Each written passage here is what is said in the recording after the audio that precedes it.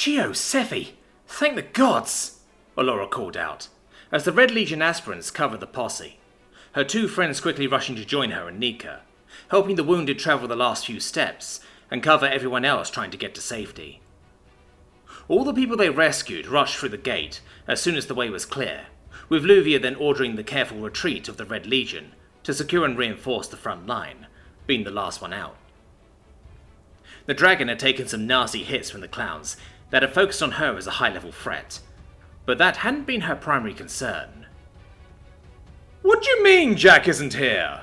she grumbled in annoyance. "I thought you said he was right behind you. Was my display of power all for nothing?" "I thought he was behind me. That's what he told me," Sephi shouted, looking around in a panic. "He told us he'd find another route," one of the guards spoke up, panting heavily. "He led the clowns away from us and told me to collapse the tunnel." "That fucking idiot!" Sephi snarled, as Dante whined next to her. "I'm sure he had a good reason to do so, Sephi," Allura replied soothingly, but internally the Eladri was terrified. Within the last few minutes, the attacks from the clowns had been much better organized with better skills, equipment, and backed up by special units. It was like they had been toying with their prey before moving in for the kill, and their position was tenuous at best. If Jack was on his own... "Thank Roscom you people got out. What happened?" Sigrun Barzan demanded, after she had been reunited with her sister, Loretta, who had been with Luvia when the attack started. The acting clan elder walked up to the guard that had seen what happened and shook him. "They attacked without warning." The guard got his breathing under control before he continued. "We didn't have any orders, so we held our ground to buy the kids time to escape. We got no word from command, so we held our ground until this weird guy relieved us and told us there was nobody else behind us and that we should go retreat to higher ground. That's when we met up with the others." "Which tunnel did he go down?" Sigrun asked the guard, as in the same breath she turned to the newcomers and asked, "Are any of you good with slicing? I need access to the intercom." "Section North," the guard replied, as Sephi raised her hand to volunteer her slicing experience. Allura's heart dropped on seeing Sigrun's sudden intake of breath. "That's bad." "I'll go after him," Luvia growled as she nestled her wounds. "I can find my way through." "No!" Sigrun snapped.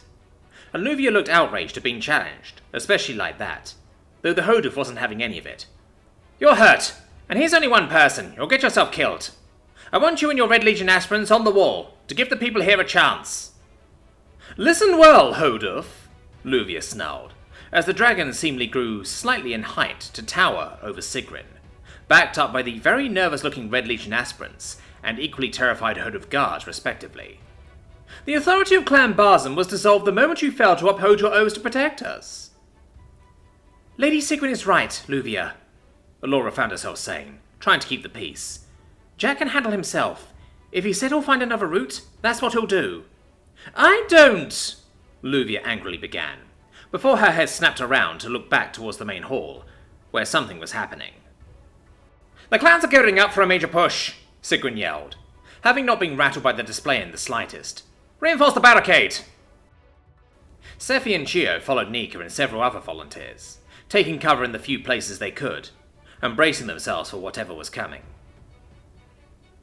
The clowns at the front line had been passive, having had issues bypassing Svarti's barrier physically, but still being able to shoot through it. They had clearly been ordered to hold position, until a way through had been found for it, though Sephi could see that a few of them in the distance were looking behind them, as shouts and screams from behind them hit a fever pitch. What was happening? Then, suddenly, one of the clowns broke and ran forward, smacking face first into Svarti's barrier, unheeding of the powerful magic that scorched its body as it pushed through. Several more suddenly broke ranks and joined, quickly being cut down by the concentrated fire of the defenders. Chia was confused. Why were they trying to swarm them? It didn't have the feeling of an attack. The Ilithi focused her mind to read the auras of the closest clowns, and was surprised. Nothing but sheer, extreme terror.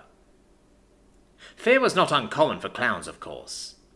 Once many of them had been normal people, killed or worse, before being turned into a mutilated monstrosity, invested with just the tiniest amounts of power from the killer clown himself, or one of the more powerful named, to be reanimated as a mindless shell. Or at least that was assumed from what very little was even known about clownification. In most cases, the soul has already passed on. In less fortunate cases, the soul remains, shredded to tatters. Whatever remains in either case could hardly be called a soul at all, unable to display any kind of advanced emotion aside from the trademark insanity and bloodlust inherited from the killer clown.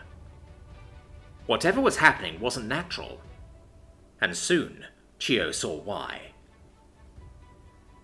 Channeling a magical aura of dread as he cleaved through cowering clowns like paper, Spartawolf fought hard to maintain the powerful spell, while ensuring it did not affect the group of terrified partygoers, keeping as close to him as they could. Several powerful jets of fire engulfed any clown that did not immediately flee, or were too paralyzed and trembling on the floor to do so, as Caro got his fill of clown blood, before they could fight for the magical compulsion. "There is your safety. Move your asses or die!" Spartawolf snarled at his charges to get moving to the barricade, feeling his cloak of terror begin to subside, as he saw less clowns being visibly affected. It was one of the strongest spells in his arsenal, and had maintained it for as long as he could, but even though it was ending, the Nira was far from harmless. Spartawolf could sense more than see the volleys of renewed laser and plasma fire from the front gate, cut down any clown that tried to attack those that were fleeing, but he and Caro still covered them. His familiar cast several micrometeors that smashed into one of the larger, brutish beasts that then went berserk, turning on his handlers in a trampling rage. Spartawolf spun and blinked, timing his sword strike perfectly to flawlessly decapitate another clown, while with the same swing, unleashed a wave of arcane power that cut another's legs from under them. Turning around, he saw that his charges were making good speed. It didn't look like any had fallen at least, which was ideal. It would have been such a waste of spells and effort on his part otherwise. Perhaps there still was. Why the hell did he even help these people? They were dead weight. He had been moving quickly to find his sister, and like a dumbstruck moron, he hesitated when he heard the screams, cries and sounds of death around him. Just like he did now. And that damn human's words echoing through his mind, as he saw the clowns try to circle around him. "Help me stop them." "I'd better get a good fucking reward for this shit," Spartawolf muttered, casting another spell as he stood his ground and snarled at the advancing clowns.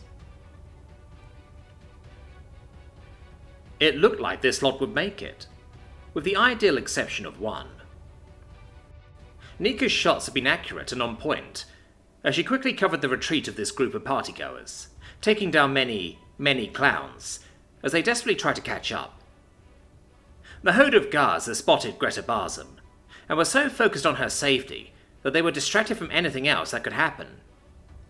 Seeing that the friendlies would make it, the Kizan considered the opportunity before her.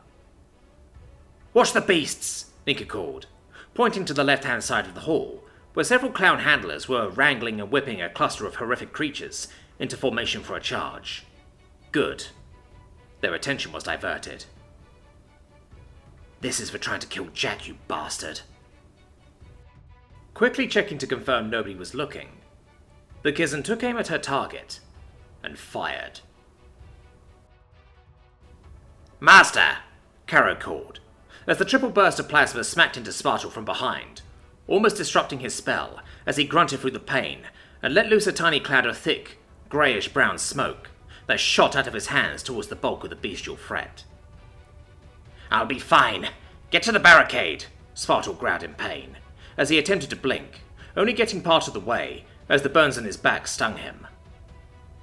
His magical and mundane shields had been cracked by whoever shot him, and he needed to give them time to recharge. The greyish-brown mist he'd cast detonated and rippled out, rapidly starting to expand all throughout the main chamber, and tearing apart all living creatures it engulfed, as the spell ripped the moisture from anything it touched. Slithering the rest of the way before the cloud could reach this far, Spartawolf got to the barricade, holding his arm out horizontally as Caro came down and landed, using it as a perch, before sidling up to his shoulder to stare down the defenders. Paying no heed to the Barzum guards that were hollering and applauding him as he made his way past the defenders and towards the strands of golden light reaching up to the dome, Spartawolf stopped as he was accosted by another Hodov with some kind of noble garb. Next to her was Greta, so he assumed this was probably an authority figure. "It seems we owe you a debt of gratitude, friend," Sigmund greeted the Nira. "That was some mighty amazing—" "No shit," Spartawolf snapped. "Where's my sister?" "She's fine. She's maintaining the barrier, protecting everyone here from clan incursions," a familiar voice replied, as Alora and several of her friends approached. "She has acted with valor and selflessness in keeping everyone here safe. It is fortunate she's the opposite of you." Alora glared at Sparta with a challenging gaze. "You better not have put her up to anything she can't handle, or I'll make you suffer," Sparta growled at the Eladri, before quickly spinning around with his wand raised, and aimed at the exact same time Nika leveled her shotgun at his head. "Want to bet?" Nika coolly replied, as Sparta heard the noise of someone else aiming a gun at him. "We have you outnumbered, cum guzzler," Sephi called from behind. "I have you outclassed," Sparta snarled. "My magic will rip you to pieces." Both Sigrid and Chio tried to calm everyone down, as several more people crowded around them to see what was going on. Dante came bounding out of the crowd, coming to heel next to Alora protectively. "What's this?" Kara stared amusedly at the dog. "I don't see your master, little rodent. Did you lose him? Some guardian you turned out to be." Dante gave a low, warning growl at the familiar, which rose in pitch until he gave one loud, challenging bark at Caro. Caro's feathers began to glow the recognizable red of magical fire, as he cawed in anticipation of a fight. "Svartal!" Svartal immediately stood down, as he heard Svarti's voice, as she slowly slithered towards them with her eyes closed, deep in concentration. Her familiar, Tachika, was perched on her shoulder, looking at each of them as it spoke with Svarti's voice. "I can maintain this barrier for as long as it takes, but we need to start teleporting everybody out of here." "Svarti, you can't," Svartal replied, trying to keep the worry out of his voice, as he gently pulled her to the side. "A spell like this is too powerful for you. It's wreaking havoc on your body, and there's a suppression field in play preventing advanced teleportation." Svarti slowly nodded, as Tachika kept speaking with her voice. "The clowns have done this before. From what Vanya and I have researched, it's a ritual several priests of Jingabash employ." The voice and energy of Tachika began to fade, as the connection began to take its toll on the diminutive familiar. "The more clowns there are, especially the powerful, the more powerful the field." "I have slain many clowns already," Spartal reasoned. "Though that is a mere drop of rain compared to the full horde. I don't think the bulk of them are here. If we work together, I can pierce through the suppression field. Then I can teleport you out of here." He summoned a stone from his dimensional rift, with a unique carved rune, and showed it to Svarti's familiar, whose eyes went wide. "It is what you think it is. The pair to this is in my school locker," Svartal whispered, not wanting anyone to overhear him. "Directing the teleportation won't be a problem. All we need is enough power to link to my beacon stone on the other side." "But this means—" Svarti began. "Svarti," Svartal began to argue, knowing what his sister was going to say. "We can get everyone here to safety," Sparti excitedly replied through Tachika's voice. "I can summon and maintain a portal while we get the wounded out." "That's a tremendous risk, sister," Svartal carefully replied. "You've already used up a lot of your power to maintain this barrier. You've done more than enough, and definitely much more than these people deserve. I can get you and me out, and we can inform any factions that would be willing to help." "There might not be enough time. You said it yourself that this isn't the full horde. What if they're too busy elsewhere to help the people here? They might not be able to help, but we can." "But Svarti," Spartal began. "The magical power you've already expended is tremendous. You're at a dangerous risk of spell scarring. We don't owe these people a thing." Sparti grabbed his hand, her eyes scrunched up in concentration. "Please, brother. We're all these people have." After several moments of wanting to refuse outright, and abandon everybody else to their fate, Spartal relented, and released the grip of his beacon stone, allowing Svarti to take it.